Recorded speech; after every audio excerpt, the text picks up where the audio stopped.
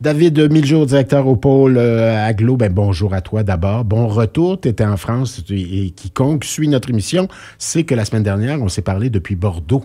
Tout à fait. Depuis le Forum mondial. De retour depuis peu. Donc, c'est pour ça que je suis en studio, parce que j'ai gardé mon horaire de sommeil européen. Ah donc ouais, à c'est pas 3... revenu, là. Même avec le changement d'heure, tu dois être... Non, 3 heures ce matin, j'étais bien réveillé. Bon. Alors, tu dis pourquoi ne pas aller voir le bon vieux Charles? Ben oui, ça faisait longtemps. J'apprécie. Ben oui, ça me fait plaisir. Bon, alors, voyage fécond?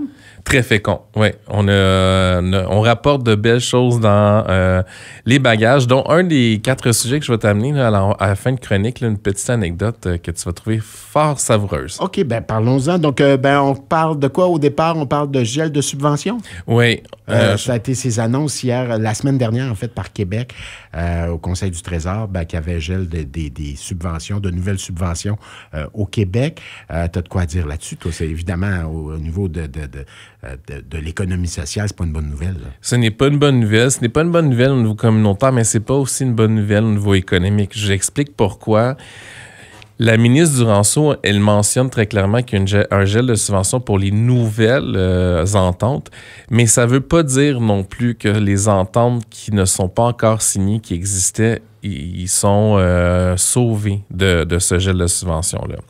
Et c'est là la particularité que je pense que personne n'en parle présentement, puis que je pense qu'il est important qu'on informe nos auditrices et nos auditeurs, surtout ceux qui vont consommer, mettons, des services municipaux, de loisirs, de sport, du communautaire aussi, maison de la famille ou autre, là, ça touche beaucoup de Longueuilloises et Longueuillois.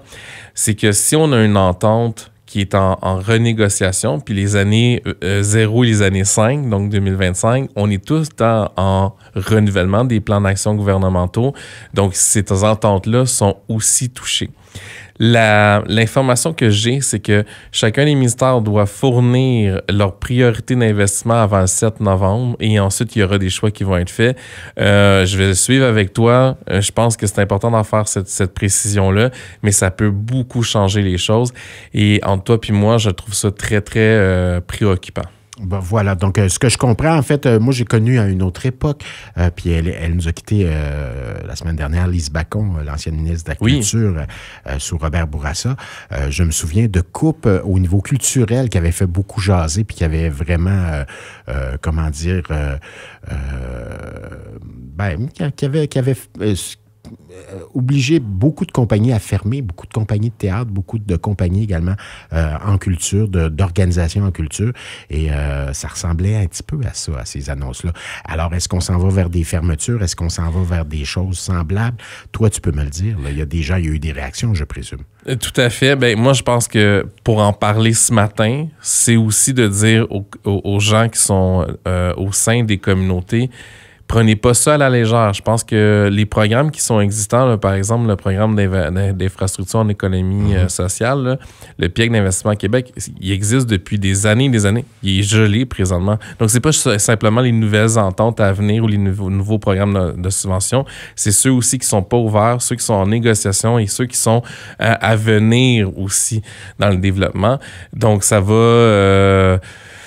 C'est une possibilité qu'il y ait des fermetures, c'est une possibilité qu'il y ait revisiter aussi les aides financières qu'ils donnent aux organismes communautaires, aux entreprises et communes sociales. Donc, ça va être quoi les choix dans les prochains mois? Et ça, tout ça pour une élection en 2026 et d'essayer de ramener le budget le plus possible vers quelque chose d'intéressant pour l'électeur. Donc, c'est une courte vue que j'apprécie pas tant que ça, qui me préoccupe beaucoup. Sans savoir si un prochain gouvernement, un gouvernement qui va prendre la place, va rétablir tout ça.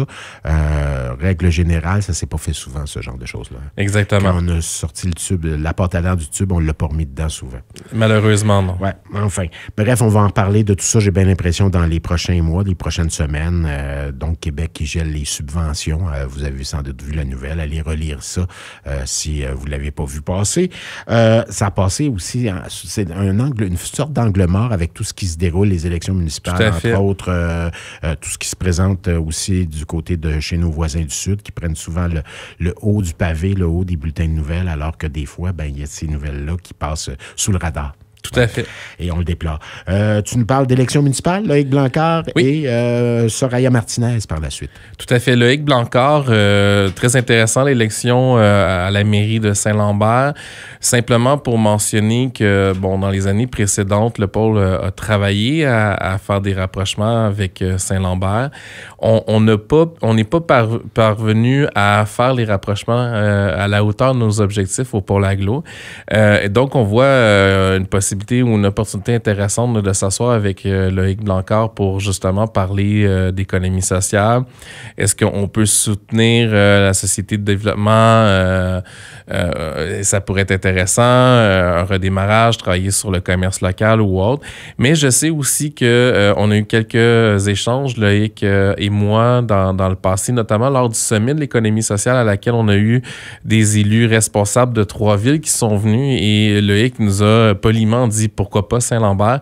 Et je lui ai dit, parce que vous n'avez pas encore d'élus responsables en économie sociale, mais ça me fera plaisir de pouvoir en discuter. Il y avait une belle ouverture. Donc, pour nous, on pense que c'est une belle opportunité. Un pied dans la porte, là. Un pied dans la porte. Ouais. Puis, on a un bon pied dans la porte aussi dans les autres villes. Mais tu sais, j'en parle vraiment beaucoup de Saint-Lambert parce que les autres villes, c'est une solidification des équipes qui étaient déjà présentes. Là. On est presque dans l'unanimité dans toutes les villes là, par rapport à ça au niveau des élus ou des équipes qui étaient déjà sur place. À Saint-Lambert, on était habitué au changement de mairesse ou de maire à toutes les élections. Donc, voilà un pied dans la porte.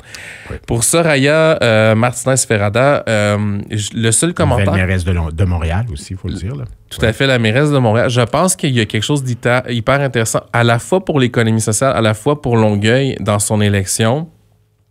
Projet Montréal, dans les 8 dernières années, se sont beaucoup concentrés au développement des quartiers. Ils ont moins joué un rôle de leadership au sein de leurs compétences de la métropole. Donc, on a vraiment eu une administration qui se sont concentrés à l'intérieur de Montréal et moins travaillé sur un développement métropolitain. Ce qui a fait en sorte qu'évidemment, Catherine Fournier et Stéphane Boyer de Longueuil et Laval ont pris du leadership ou autre. Alors, puis c'est ce qu'on semble avoir comme première impression, là, si Soraya Martinez-Ferrada va recentrer un peu l'équilibre entre développement des quartiers et jouer un rôle métropolitain, ça pourrait être fort intéressant pour le développement de Longueuil, Laval et Montréal. Il pourrait avoir du duo Catherine Fournier, Stéphane Boyer, l'ajout de aussi Montréal et d'avoir une voix très forte et commune pour le développement à la fois social, territorial et économique. Donc, je pense que ça peut être une stratégie fort envieuse et fort opportune pour pouvoir continuer le développement. Tu penses que ça pourrait aller là, toi? Oui, vraiment. Tu le souhaites ou tu penses? Un peu des deux. OK. Ça peut être un bulldozer aussi, Montréal. Oui, mais je pense que dans les 4 dernières années, les autres villes en travers le Québec, là, où on a eu des jeunes mairesses ou des jeunes maires, là, notamment Gatineau, on peut regarder aussi Madame Bibeau qui était aussi élue à Sherbrooke. On a vraiment des conseils de ville dans les villes plus secondaires qui se sont vraiment pris un espace important. En plus de ça, il y a une nouvelle gouvernance à la communauté métropolitaine à Montréal, donc c'est pas exclusivement ou c'est plus maintenant automatiquement la présidence à la mairie de Montréal. Donc, il peut y avoir un beau jeu de coulisses politiques à ce niveau-là. Donc, est-ce que ça va être quelqu'un de la Rive-Sud?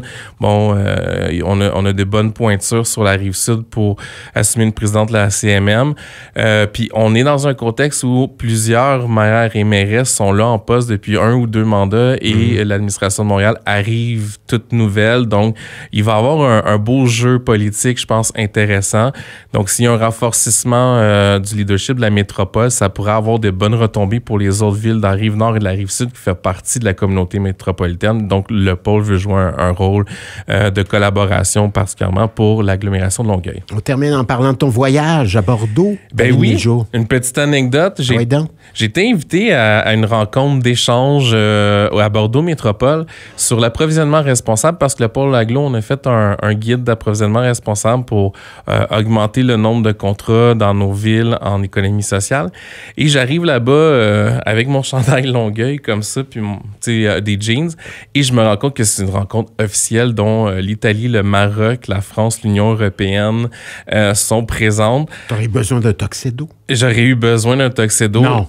Et Oui, vraiment. Moi, je pensais que c'était juste un échange avec 2-3 personnes de Bordeaux Métropole ou du département. Et non, c'est devenu... Il y avait même les États-Unis, à laquelle j'ai appris, ils ont un concept d'économie résiliente et ils ont un grand appétit sur la reprise collective. Je t'en ai fait quelques chroniques dernièrement là-dessus. Et donc, ça a été... du reprenariat. Là. Du reprenariat. Ça a été une super belle rencontre. Et j'ai, à la fin, tu sais, le petit gars de Longueuil qui se représente le Canada sur place sans le savoir au départ. Hey, pourquoi on n'en fait pas un comité permanent? Et le Maroc a dit, ah non, 3 rencontres en numérique, j'accepte pas ça. Ça va être 2 rencontres numériques et après, on fera une rotation de qui reçoit le comité. Et donc, ils se sont proposés pour la première rencontre. Qui sait, peut-être que on va avoir d'ici 2 ou 3 ans une rencontre internationale à Longueuil. Ouais. Ah, ben j'ai jamais entendu ça, c'est intéressant. Ben oui, fait que ça a été mon anecdote. En plus, je suis arrivé là en courant parce que je trouvais pas la porte. Un petit peu, j'avais chaud et je suis arrivé sur place comme ça, un cheveu sur la soupe, pour me rendre compte que j'étais rendu dans une commission internationale sur l'approvisionnement responsable. Ben voilà, regarde, tu vois, il n'y a pas de hasard. Ça t'a permis de te démarquer, ce faisant. Tout à fait, et de rayonner le pôle agglo et faire rayonner l'agglomération de Longueuil. Donc, c'est fort intéressant. Ben bravo à toi, David Miljour. Ben merci, Charles. À la semaine prochaine, David Miljour, directeur au pôle agglo. Voilà, on s'en va vers la circulation météo. FM 103.3